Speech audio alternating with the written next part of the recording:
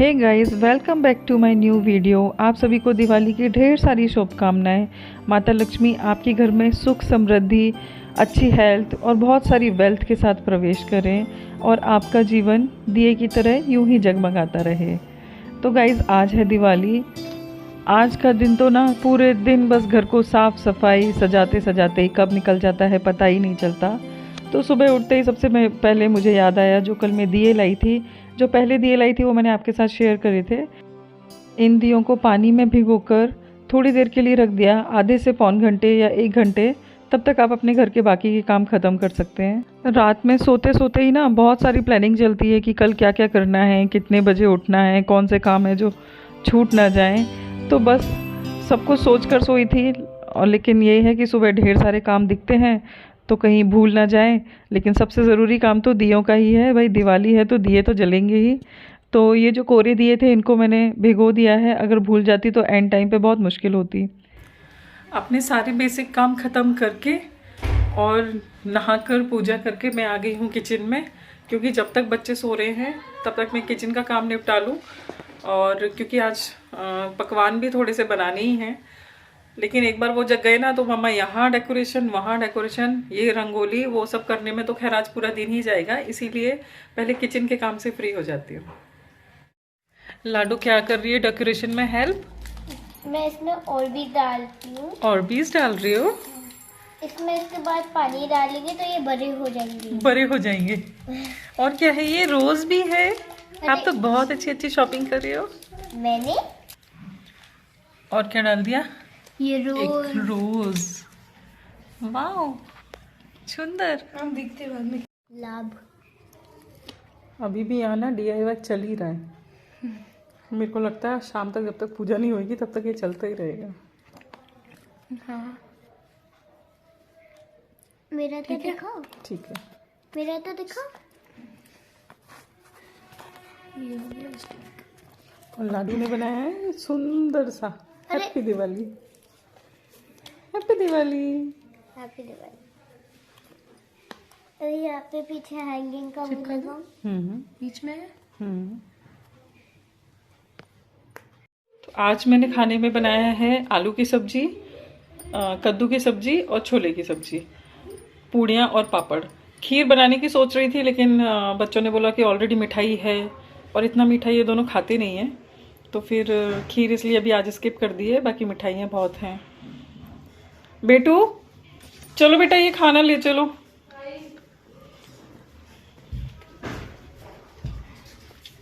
लाडू wait कर रही है क्या खाना खाने के लिए? हाँ, पकड़ो प्लेट पकड़ो। पापड़ खब रहा है। यमी है? हाँ। शाबाश बेटू, पापड़ की प्लेट ले आओ बेटा।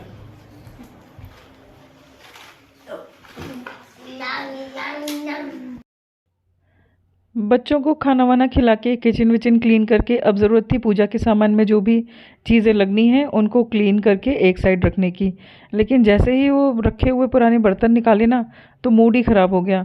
जैसे ये रेगुलर बर्तन तो मैं क्या हफ्ते में एक बार पीताम्बरी से क्लीन कर लेती हूँ, लेकिन ये जो दिया था जो साल में एक बार ही यूज़ होता है, इसकी हालत बहुत ही ज़्यादा ख़राब थी। तो और ये प्लेट में तो पता नहीं कैसे तो भी ग्रीन ग्रीन से निशान लग गए थे। वैसे भी ना इसको साफ़ करना बहुत मुश्किल होता है। इसमें जो छोटे छोटे खांचे हैं ना, ये अधिकतर काले ही दिखाई देते हैं। इतने सारे कामों के बीच में से केवल एक काम पे ज़्यादा टाइम नहीं दिया जा सकता, इसलिए मैंने बनाया एक सॉल्यूशन। मैंने एक बर्तन में पानी लिया जिसमें मिलाया नमक लगभग 1 चम्मच और साथ ही उसके अंदर डाल दिया आधा नींबू।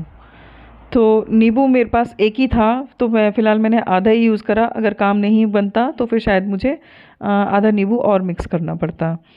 और साथ में ही मैंने इसमें डाला लगभग 1 चम्मच बेकिंग सोडा। ये विकफील्ड का बेकिंग सोडा है, आप कोई भी डाल सकते हैं, नॉर्मली लोकल भी डाल सकते हैं। तो इसमें मैंने डाला लगभग 1 चम्मच बेकिंग सोडा।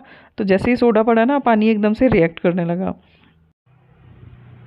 साथ ही मेरे पास ना थोड़ी सी टाटरी रखी थी जो हम कभी दूध वगैरह फाड़ने के लिए या नमकीन में अच्छा फ्लेवर देने के लिए यूज़ करते हैं ना, तो वो टाटरी मैंने लगभग यहाँ पे डाली 2 स्पून। वैसे भी देखिए नींबू से हम रगड़ें वो भी खट्टा ही होता है और टाटरी भी खट्टी ही होती है, तो मैंने इसका यूज़ किया और ये सॉल्यूशन बना के रेडी कर लिया। थोड़ा सा टेस्ट करने के लिए मैंने इस प्लेट पर डाल के रखा कि ये प्लेट की हालत कुछ ज़्यादा ही ख़राब थी, तो इसके ऊपर थोड़ा डालकर छोड़ना ही ठीक लगा। इसके बाद मेरे जितने भी पूजा के बर्तन थे उसको मैंने इसके अंदर डाल दिया।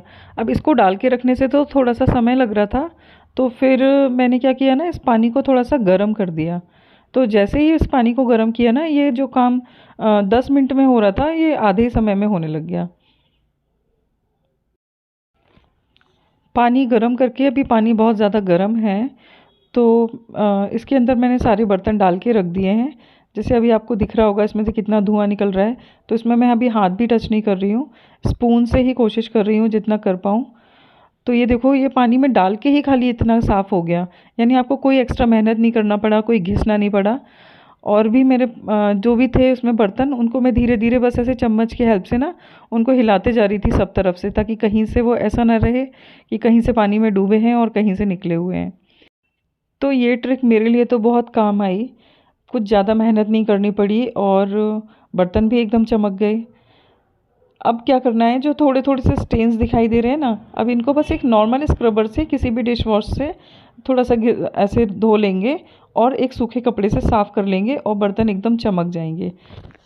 अब मुझे ये लग रहा था कि ना कहीं ये पानी ठंडा ना हो जाए, क्योंकि अभी तो और भी बर्तन साफ़ करने हैं और अगर ठंडा हो गया तो फिर ज़्यादा मेहनत लगेगी। तो मैं बीच बीच में ना जो बर्तन पानी में पड़े हुए हैं उनको भी हिलाते जा रही हूँ। और ये देखो, लोटा एकदम साफ़ हो गया है। इस पीताम्बरी पाउडर से बर्तन धोना तो वो थोड़ा सा फिंगर्स में या नेल्स में ना काला काला सा लग जाता है, लेकिन ये आइडिया मुझे बहुत पसंद आया। काम फटाफट हो रहा है, हाथ भी काले नहीं हो रहे हैं, और बस थोड़ा सा डिश वॉश लगा के रगड़ दिया। अगर आपके पास टाइम है तो पानी में डाल के छोड़ दो, ऑटोमेटिकली क्लीन हो जाएगा। नहीं तो उसमें थोड़ा सा बस डिश वॉश लगा कर क्लीन कर दो और एक सूखे कपड़े से पोंछ दो, जिससे पानी का कोई उसके ऊपर स्टेन ना बचे। और देखो कितना चमक गया ये बर्तन। ठीक इसी तरह मैं अपने सारे बर्तन क्लीन कर लूँगी और उसके बाद आपको एक साथ ही दिखाऊंगी। सबसे ज़्यादा जद्दोजहद मुझे करनी पड़ी इस प्लेट के साथ। इसमें मैंने फिर से पानी गर्म किया और वापस से डाला। ये जो मेरी आगे वाली प्लेट है ना, इसको तो मैं कभी कभार यूज़ करती हूँ, लेकिन जो पीछे जो कांसे की प्लेट है उसमें मैं भोलेनाथ का स्नान कराती हूँ। तो उसमें जहाँ तक पानी जाता है ना, उसके बस वो ज़्यादा कुछ काली नहीं हुई है, बस जहाँ तक उसमें पानी जाता है स्नान कराते समय, बस ना उतने उतने में निशान लग गया है कॉर्नर्स में। जब कोई भी काम हम पहली बार करते हैं ना, तो ठीक है नहीं होता, लेकिन उससे हमें लेसन बहुत मिलता है कि अब हमें क्या करना है क्या नहीं करना चाहिए। जैसे इस प्लेट को मुझे पता चल गया कि ना इतने ज़्यादा डिज़ाइनर प्लेट नहीं लेना चाहिए जिसमें बहुत सारे खांचे बने हों, इसको क्लीन करना बहुत मुश्किल हो जाता है। तो नेक्स्ट टाइम जब क्लीन करूँगी बर्तनों को, तो एक बड़े बर्तन में पानी रेडी करूँगी जिसमें मैं ये प्लेट को भी डुबा के रख पाऊँ। तो वैसे जहाँ तक इसमें पानी पहुँच रहा है ना, वहाँ तक देखो बिना कुछ मेहनत किए ही साफ़ दिख रहा है कॉर्नर्स में ना। लेकिन ये बीच में जो था उसको क्लीन करने के लिए मेरे को स्पून की हेल्प लेनी पड़ी स्क्रबर के साथ, क्योंकि पानी बहुत गर्म था और फिंगर उसके अंदर सहन नहीं कर पा रही थी।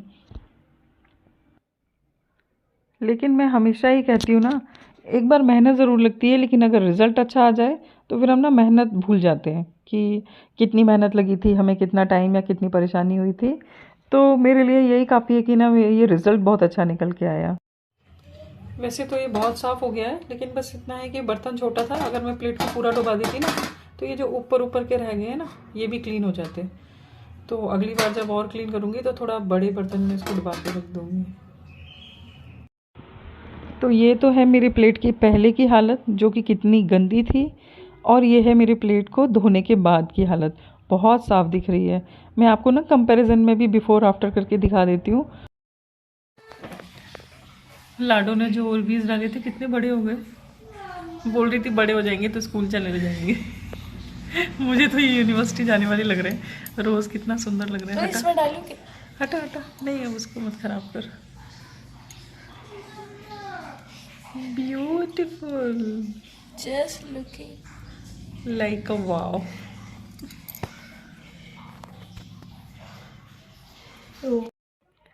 अब तक शाम हो चुकी थी और डेकोरेशन अभी भी बाकी ही था।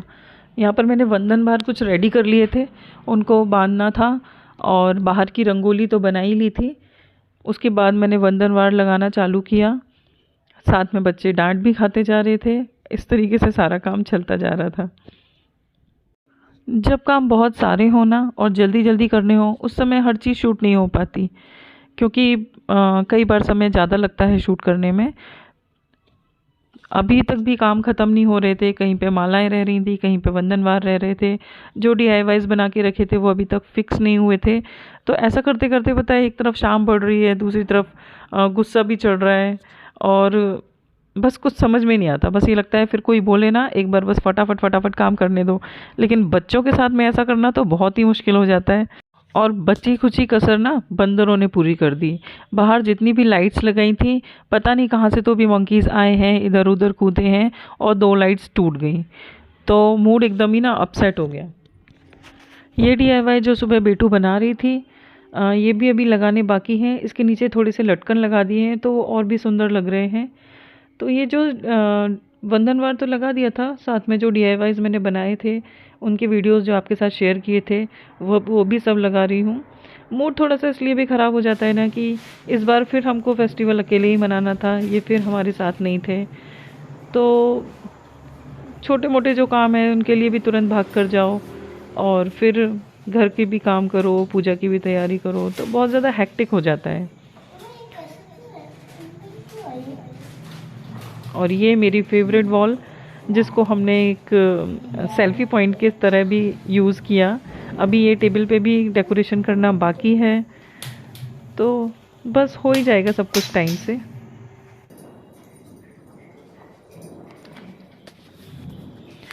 कितना भी लेट होते हुआते बस ये था कि मुहूर्त के हिसाब से हमारी पूजा हो गई थी, और ये हमारे साथ कंटिन्यू वीडियो कॉल पर थे। बस ये समझ लो दूर से ही सही, पर ये हमारे साथ थे और हमने साथ में पूजा की। पूजा ख़त्म होते ही एक रिचुअल है हमारे यहाँ कि सभी दरवाज़ों पर शुभ लाभ लिखना, स्वास्तिक बनाना, ये किया जाता है। तो उसके बाद मैंने सभी दरवाज़ों पर, किचन के दरवाज़ों पर, सभी डोर्स पर स्वास्तिक बनाया और शुभ लाभ लिखा। लेकिन ये वॉल इतनी खूबसूरत लग रही थी, नीचे रंगोली के दिए जल रहे थे, ऊपर ये डेकोरेशन पीस पे दिए जल रहे थे, तो बहुत अच्छा लग रहा था। इनको भी सारा वीडियो कॉल करके हमने सब कुछ दिखाया कि घर हमने कैसे किया, पूजा कैसे की।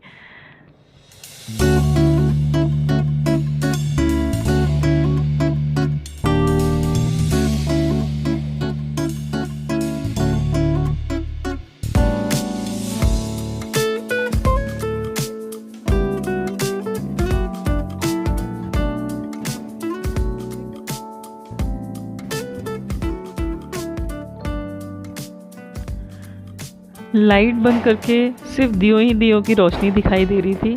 बहुत ही अच्छा लग रहा था, बहुत खूबसूरत। ये वॉल के दिए, टेबल पे भी दिए और फूल लगा दिए थे। और ये बाहर का एरिया है जहाँ पर भी दिए लगाए, तो कितना सुंदर दिख रहा था, बहुत ही ज़्यादा अच्छा लग रहा था। उसके बाद जाके पटाखे चलाए। नहीं, कुछ नहीं होगा। लाडू को तो फुलझड़ी से भी डर लग रहा था। मतलब फुलझड़ी भी उसको ऐसे नहीं चलाना है अकेले, कोई ना कोई उसके साथ हो। बेटू ने अनार और चक्रियाँ चलाई। बस ऐसा रहा दिवाली का त्यौहार। मुझे लगता है कि ये दिन सबके लिए बहुत शुभ रहा होगा, सभी ने बहुत इन्जॉय किया होगा। तो आज का वीडियो इसी के साथ ख़त्म करते हैं, और ये था हमारा दिवाली व्लॉग। तो अगर आपको वीडियो पसंद आया है तो प्लीज़ लाइक करें, और अगर आप नए हैं तो प्लीज़ सब्सक्राइब करें। Thank you so much.